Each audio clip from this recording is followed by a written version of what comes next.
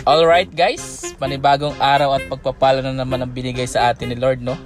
So yan, kahit pa konti-konti lang, nagtitiwala pa rin sila sa atin, no? Nagpagawa nga pala sila ng 7 piraso guys.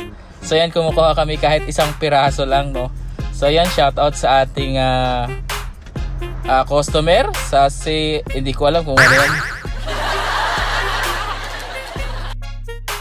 Nga pala, same day order, same day deliver din, ano? Basta wala tayong pending, saglit na yung order nyo mga guys. So yan, paayos na po natin sa ating sino ba yan siya? Siya po talaga yung official na naglalagay ng lanyards, no? So ayan.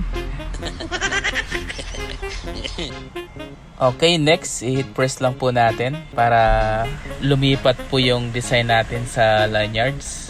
So, sinet ko po siya ng 25 seconds.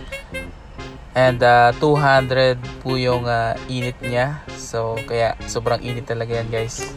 So, ayan guys, na-transfer na po natin. So, ganun lang siya kadali guys. So, ayan, buuhin na natin.